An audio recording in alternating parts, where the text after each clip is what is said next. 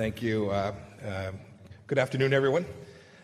Serious matters at hand. I hope we find some joy and some fun as I move through my remarks today. Jeremy, you reminded me I'm the 70th Secretary of State, and I'm mindful that President Trump is number 45. So turnover in my job is a lot higher. And so I hope I get it right today. Thanks for the kind introduction. I first met Jerry, I think it was your first day. We're in Brussels, if I recall. And it brought to mind that I could see you, I knew a little bit about you, and it brought to mind Churchill's famous quote that Jeremy has all the virtues I dislike and none of the vices that I so admire. I hope to live up to your skills and your talents. It's great to be back in Britain, too. I've visited here as a private citizen many times, but it's another thing altogether to be here representing the United States of America. Thank you to the British people and the British government for the warm welcome you have given me today. I'm grateful, too, for the incredible privilege to speak here in this amazing room, in this historic space. Thank you so much for giving me this glorious opportunity to speak on behalf of the United States of America. And I want to thank Her Majesty's government for sharing this national treasure with all of us today. I see a handful of members of Parliament here today and others in the audience. Thank you for joining, and I'd be remiss if I didn't say congratulations. You stole my joke. But I do want to say thank you to the Duke and Duchess of Sussex on their new addition to their family. This was good news on both sides of the Atlantic. To deliver the Margaret Thatcher lecture is truly humbling for me. I didn't invent this, but when I was in the private sector in Kansas, I worked diligently on something we called the Kansas Public Policy Institute. It was a small free market think tank in Kansas, and we raised a little money and caused havoc in the capital of Kansas, Topeka, driving our government in Kansas to be smaller and more responsive to the people of Kansas. Her co-founding of this and the little bit of work I was able to there were in the same vein. And so, Lord Sachi, thank you for your kind remarks today. To Robert Colbert, thank you, too, for offering me this opportunity. It's amazing. You talked about this. This is now the 40th anniversary of her election. I have a son who's 28 who doesn't always remember these times and would have read about them in the history books. And I see some of you look like you were reading about them in the books, too. But those of us who were around know that this special relationship is a direct result of some of the most remarkable leadership that Britain has ever had during her time in office. As she remarked on the 200th anniversary of our diplomatic ties, she said, quote, "There is a union of mind and purpose between our peoples, which is remarkable, and which makes our relationship truly special. It just is, and that's that. Indeed, our two nations are united by common history and cultural heritage, but even more importantly, we share a set of common values: respect for the rule of law and for property rights, protection of basic freedoms, and unwavering belief in human dignity. These sturdy pillars of our societies form the basis of our mutual success and our independent success. And like anything of value, if you'll allow a former Army man to say it bluntly, they must be vigilantly protected. They must be worked at. I mentioned earlier I'm from Kansas. It's a small state, rectangular, right in the center of our country. There was another great American who came from that place, Dwight D. Eisenhower. He was from a little place called Abilene. He told an audience in this very city in June of 1945, he said, quote, "To preserve his freedom of worship, his equality before the law, his liberty to speak and act as he sees fit, the Londoner will fight. So will the citizen of Abilene. When we consider these things, then, the Valley of Thames draws closer to the farms of Kansas and the plains of Texas. We live in the footsteps of great leaders like this. Our relationship is built upon great leaders who recognized this. How fitting it is for me to be able to recite these words as someone from Kansas on the 74th anniversary of Victory in Europe Day." You know, I'm sure for many of you, like many back in the States, it's easy to forget just how special the relationship between our two countries.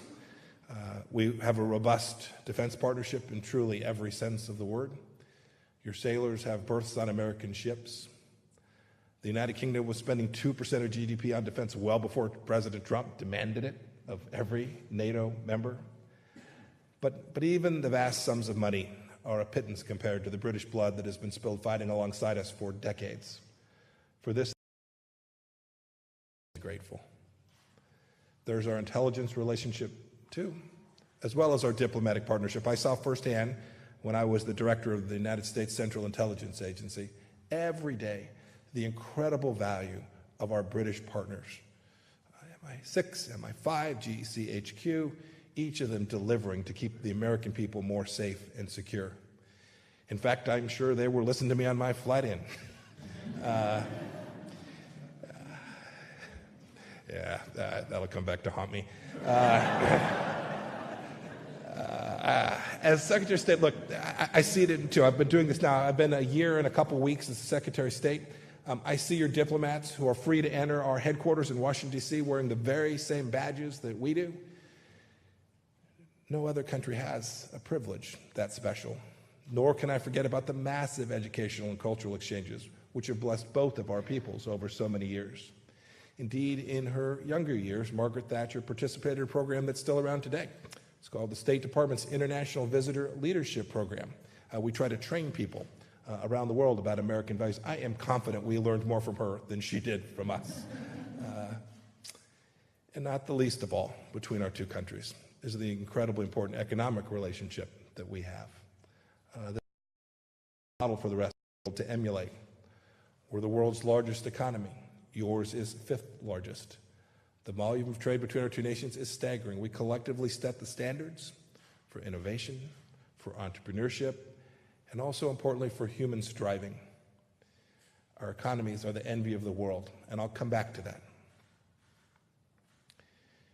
As I read the history, it is absolutely unmistakable, and one cannot challenge the idea that we have accomplished so much together over these past decades. But there's an awful lot more to do, especially in a world that's changing as rapidly as the one in which we live in today.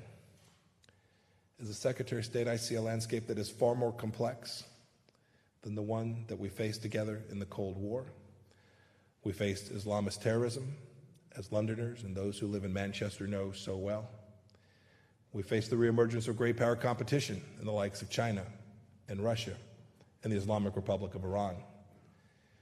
We too face the swings and roundabouts of our politics, as every democracy does. And I want you to know, because this is so important, that it is now the actual opposite of the right time to go wobbly. And I'll come back to that. We must stand together to address the challenges of our time. We've already stood fast together in regard to Russia. After the chemical weapons attack that took place here in Salisbury, along with our other allies, we pushed back. We punished Russia with important sanctions. We wanted the world to know that the use of chemical weapons is unacceptable and will not be tolerated by nations like ours who value the rule of law. You recognize, too, that Russia wants Nord Stream 2 to use energy as leverage over Europe. We shouldn't allow it to proceed. We must continue our close cooperation in that regard. I traveled in last night from Baghdad. In the Middle East, the Royal Air Force supported the Syrian Democratic Forces that dismantled the ISIS caliphate in Iraq and Syria. And in Yemen, the United Kingdom has led the efforts to find a diplomatic solution to this Iranian proxy war. The 770 million pounds in aid that your country has committed to that conflict to help feed starving people in Yemen is remarkable and something you should be incredibly proud of. I made clear in remarks I gave in Cairo, Egypt, now several months back, that resolving Middle East challenges demands a strong network of allies and partners, and I appreciate that the United Kingdom is right out in front. President Trump has led tough diplomacy towards the final fully verified denuclearization of North Korea. You've supported this. That mission is important, and the pressure campaign that the world has engaged in must continue. This is an outcome that is imperative for the security of the world. The Royal Navy, too, has deployed to the Pacific to deter illicit ship-to-ship transfers on North Korean fuel that would have undermined those sanctions. We thank you for that. This must continue. In China, we face a new kind of challenge. It's an authoritarian regime that's integrated economically into the West in ways the Soviet Union never was. President Trump is in the midst of trade talks. I hope they're resolved successfully, but it is important that we get these trade relationships right. But separately, it's important that we speak honestly about the nature of the Chinese regime. I've been talking to other audiences about the more than 1 million Chinese Muslims detained in camps in Xinjiang. That's the same province in China that pioneered a credit system in which users trade freedom and privacy for government benefits. And it's the same province that's the beginning of the Belt and Road. It's the future China wants for China and for the world. Britain has firsthand experience with this challenge. In the cyber realm, the APT-10 group acted on behalf of the Chinese Ministry of State Security to steal intellectual property and sensitive commercial data from Europe and from Asia and from the United States. We appreciate the United Kingdom publicly calling out China for that cyber attack. There will be more, and we must be ever vigilant. Even more in plain sight, China steals intellectual property for military purposes. It wants to dominate AI, space technology, ballistic missiles, and many other areas. China's growing capacity is matched by its appetite for expansion. I just gave a major speech in the Arctic Council warning against China's incursions in the Arctic. We can't let the high north or any other area go the way of the South China Sea. Ask yourself this. Would the Iron Lady be silent when China violates the sovereignty of nations through corruption and coercion? Would she have welcomed the Belt and Road Initiative without demanding absolute transparency and the highest standards? Would she allow China to control the Internet of the future? Look, I know it's a sensitive topic, but we have to talk about sensitive things as friends. As a matter of Chinese law, the Chinese government can rightfully demand access to data flowing through Huawei and ZTE systems. Why would anyone grant such power to a regime that has already grossly violated cyberspace? What can Her Majesty's government do to make sure sensitive technology don't become open doors for Beijing spy masters? This is a discussion that extends far beyond technology and trade, although it's often couched that way. Insufficient security will impede the United States' ability to share certain information with trusted networks. This is exactly what China wants. They want to divide Western alliances through bits and bytes, not bullets and bombs. We know that 5G is a sovereign decision. We respect every nation's right to make its own choices. But it must be made in the broader context, the broader strategic context of China's efforts throughout the world. And finally, there's the subject of Islamic Republic of Iran. There is no daylight between our two countries on the threat emanating from the Iranian regime. We agree that they're operating in defiance of the UN's ballistic missile resolution. We agree they fund terror across the Middle East and across the world. We agree that they take hostages and repress their own people. I urge the United Kingdom to stand with us to rein in the regime's bloodletting and lawlessness, not soothe the Ayatollahs angry at our decision to pull out of a nuclear deal. If this is about something like commerce, let's open markets together. I know that we can. And that brings me to the next point. You are our partner, our best partner in promoting free enterprise. The world can look at our prosperous trade relationship and see the fruits of democratic capitalism. How's that for a hyphen before capitalism? Let's keep the West wellspring of innovation alive. Again, as often, Mrs. Thatcher's wisdom applies. She said, quote, government should create the right framework of sound money, low taxes, light regulation, and flexible markets, including labor markets, to allow prosperity and employment to grow and for nations to prosper. We encourage the United Kingdom to liberate its economy and take advantage of its untapped energy resources as well. Freedom brings wealth and growth and human dignity. The energy revolution is one American revolution that the British can actually welcome. Shale exploration has created waves of wealth and jobs in the United States. It could do so here, too. There's one more big item on the table, and I'd be remiss if I didn't address it. President Trump is eager for a new free trade agreement that will take our #1 trade relationship to unlimited new heights. And I spoke with both Foreign Secretary Hunt and Prime Minister May about this morning. We've filed all the papers we can at this point, and we are ready to go. But we can't make progress on a new agreement until Brexit gets resolved. Godspeed and good luck.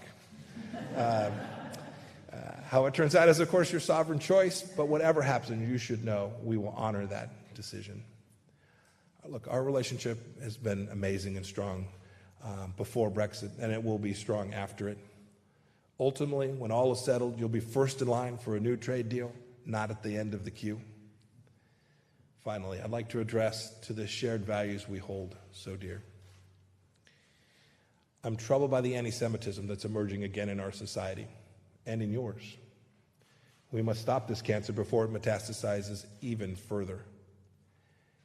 In a free society, a yarmulke should not be a scarlet letter, and hatred of the Jewish state is just as bad.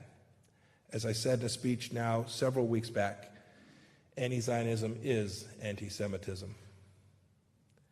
As I close today, I'll say simply this: the special relationship is the beating heart of the entire free world. President Trump has called it a bond that is like no other. Theresa May was the first foreign leader that was welcomed to the White House. Less than a month from today, he'll have the privilege to pay a visit here and gather with other transatlantic allies to commemorate D-Day. We'll remember the courage shown by Britons and Americans alike in that fateful hour. But I also remind you of the diplomatic cooperation that helped win that war, as any good Secretary of State would. In 1941, the new American ambassador, John G. Winnan, got off the plane in the dark of night at Bristol Airport. His first words were modest: "There is no place I would rather be at this time than in England."